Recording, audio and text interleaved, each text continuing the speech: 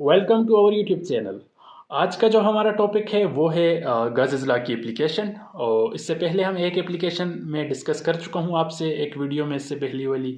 और आज की वीडियो में मैं आपको इसकी एक सेकंड एप्लीकेशन बताऊंगा कि गज़ लॉ को हम कहाँ पे अप्लाई कर सकते हैं। तो आज का जो टॉपिक है वो है electric field intensity between the two opposite charge parallel plates. दो अगर अपोजिट पैरेलल प्लेट्स को अगर हम एक दूसरे के सामने रखें तो उनके दरमियान जो इलेक्ट्रिक फील्ड इंटेंसिटी होगी वो क्या होगी। ठीक है, हमने आज जो मेन चीज़ फाइंड करनी है, दो अपोजिट प्लेट्स के दरमियान इलेक्ट्रिक फील्ड इंटेंसिटी फाइंड करनी है। तो ये हम करेंगे गॉस लॉ की हेल्प से। तो ये जो है एक बहुत इंपॉर्टेंट टॉपिक है, अक्सर एग्जाम्स में पूछा जाता है और ये जो है लॉन्ग क्वेश्चंस में अक्सर आता है। और अगर गॉस लॉ जब पूछा जाता है तो उसके साथ उसकी एप्लीकेशंस के बारे में पूछा जाता है। एटलीस्ट 2 एप्लीकेशंस करनी ही होती हैं एग्जाम्स में। तो उसमें से एक एप्लीकेशन जो है वो मैं पहले कवर कर चुका हूँ, आज दूसरी भी कर लूँगा। तो ये एक किस्म का लॉन्ग क्वेश्चन है जो कि बहुत इंपॉर्टेंट है, अक्सर एग्जाम्स में यही पूछा जाता है। और ये एक फिज़िक्स का इम्पॉर्टेंट टॉपिक भी है। ठीक है, तो चलिए शुरू करते हैं आज का टॉपिक। इसके लिए हम सबसे पहले दो जो है पैरेलल प्लेट्स कंसिडर करते हैं जो कि ऑपोजिटिवली चार्ज हैं। मतलब ऑपोजिट चार्ज का मतलब ये है कि एक पर पॉजिटिव चार्ज है और एक पर नेगेटिव चार्ज है। और इन प्लेट्स की कोई चार्ज डेंसिटी भी है। चार्ज डेंसिटी इनकी क्या है? अब जो पॉजिटिव प्लेट है उसकी चार्ज डेंसिटी है प्लस सिग्मा, ये मैंने लिखी हुई है।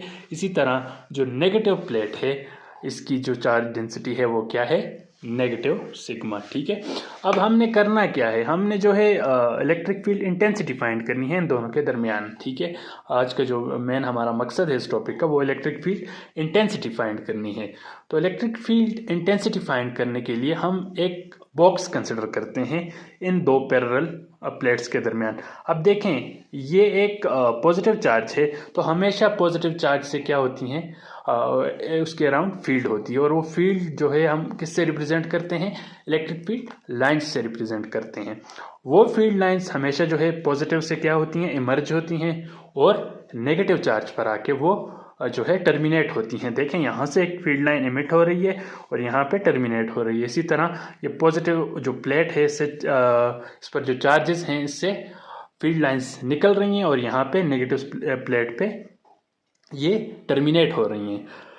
ठीक है, तो अब हम इसके दरमियान एक बॉक्स को कंसिडर करते हैं जो कि हमारे पास एक क्यूब की फॉर्म में एक बॉक्स रखा हुआ है। फॉर एग्जांपल ये जैसे आप देख सकते हैं।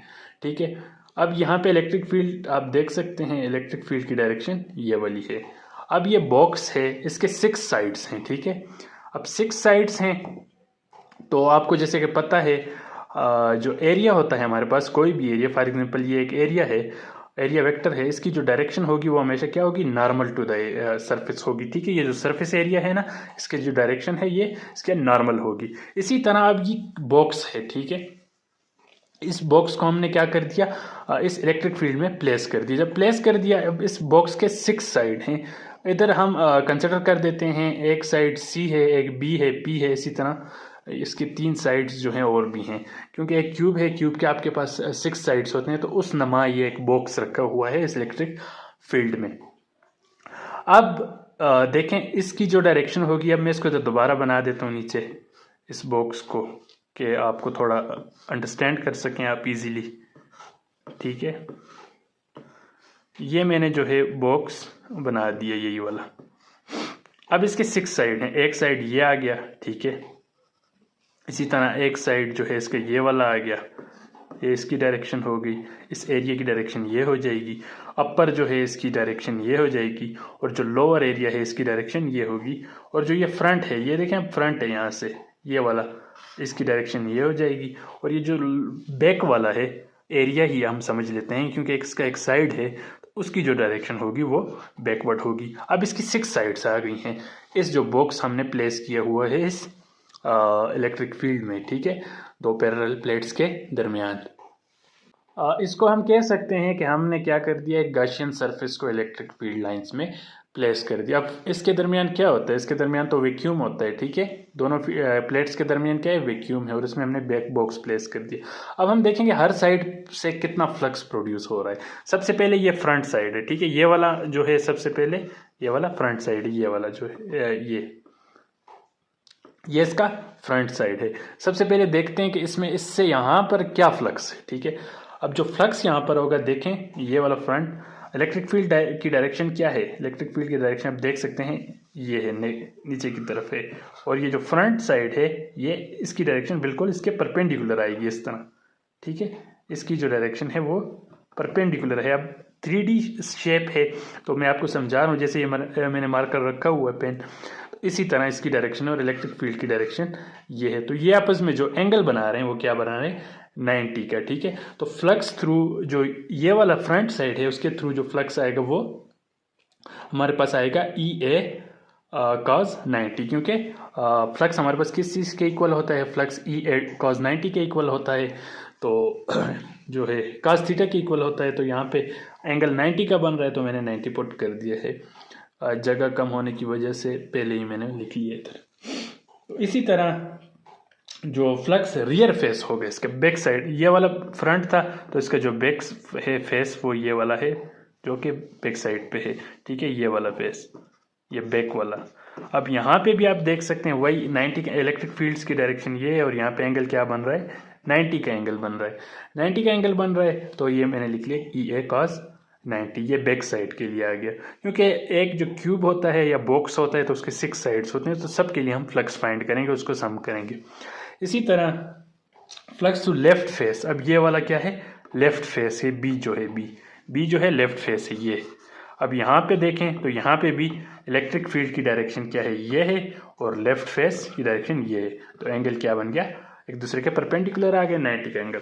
तो ये जो लेफ्ट फेस होगा उसके थ्रू जो फ्लक्स होगा वो हमारे पास ये होगा, ठीक है। इसी तरह अगर राइट फेस की तरफ जाएं ये वाला, तो यहाँ पे भी देखें इस एरिया की डायरेक्शन ये होगी राइट फेस की, ये वाली इसकी, ये एक एरिया है ना, बॉक्स का एक साइड है तो इसका कोई, इसको हम कह देते हैं यूनिट एरिया। तो इसकी जो डायरेक्शन है वो इस तरफ है और ये इलेक्ट्रिक फील्ड लाइंस की डायरेक्शन ये है।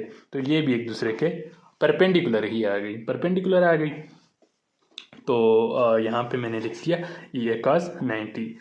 अब देखें जो हमारे पास साइड होगा अपर, ये वाला साइड, यहाँ पे इस एरिया की डायरेक्शन अपवर्ड है ये, लेकिन यहाँ पे जो इलेक्ट्रिक फील्ड लाइन है वो डाउनवर्ड है, ठीक है। अब जो है ये एक दूसरे क्या आ रहे हैं, एंटी पैरेलल आ रहे हैं। तो यहाँ पे जो एंगल बन रहा है वो 180 का एंगल बन रहा है, ठीक है।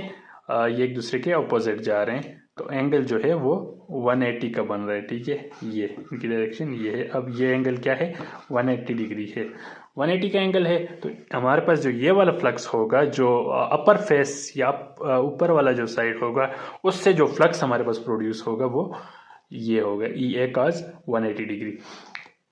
इसी तरह जो लोअर फेस है, ये वाला P वाला साइड, ये नीचे वाला, ठीक है, बॉक्स का जो डाउनवर्ड नीचे वाला साइड है, यहाँ पे दोनों इलेक्ट्रिक फील्ड लाइन और ये जो यूनिट एरिया, वेक्टर एरिया का जो डायरेक्शन है वो दोनों एक दूसरे के क्या आ रही हैं, पैरेलल आ रही हैं। तो यहाँ पर जो फ्लक्स होगा वो यहाँ पर जो एंगल होगा वो 0 होगा। तो फ्लक्स हमारे पास जो होगा EA cos 0 डिग्री के इक्वल होगा।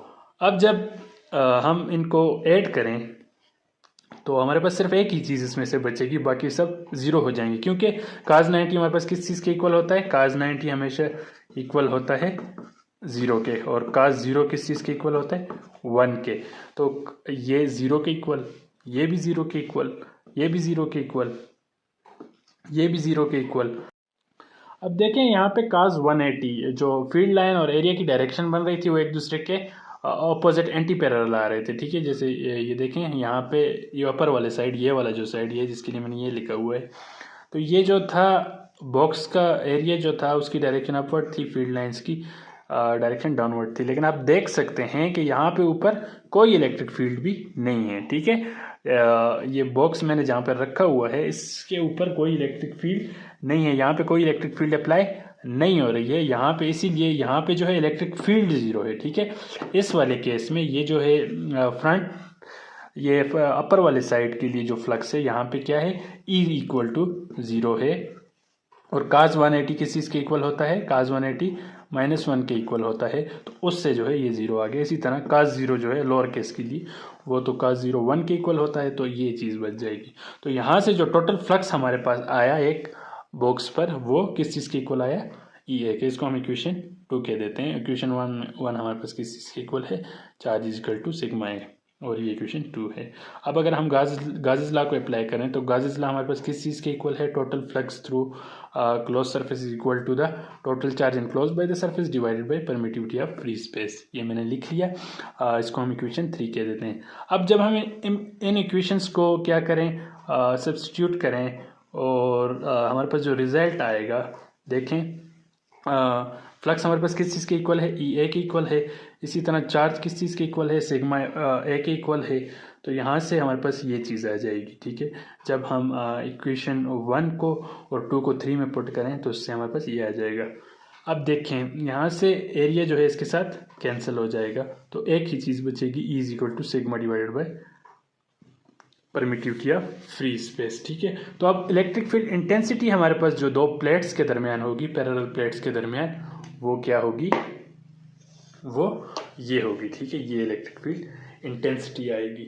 और इलेक्ट्रिक फील्ड इंटेंसिटी की जो डायरेक्शन है वो हमेशा आपको पता है, पॉजिटिव से नेगेटिव की तरफ होती है। और अगर हम वेक्टर फॉर्म में लिखें इस इलेक्ट्रिक फील्ड इंटेंसिटी को, तो ये हमारे पास किस चीज़ के इक्वल आएगी, sigma divided by permittivity of free space into unit vector R. जो है ये यूनिट वेक्टर है, और यहाँ पर जो है डायरेक्टेड कहाँ से है, ये हमें डायरेक्शन के बारे में बता रहे हैं। तो यहाँ पे जो है directed from positive to negative, ये हमें डायरेक्शन बता रहा है। तो आज की वीडियो में बस इतना ही। अपना खूब बहुत सारा ख्याल रखिएगा। चैनल को सब्सक्राइब कीजिए, वीडियो को लाइक कीजिए ताकि आप आने वाली वीडियोस को देख सकें। अगर आपका कोई भी क्वेश्चन हो तो आप कमेंट सेक्शन में पूछ सकते हैं, जहाँ पे भी आप कंफ्यूज हों या आपको कोई चीज़ अंडरस्टैंड ना हो रही हो, तो आपको जो है रिस्पॉन्स मिलेगा।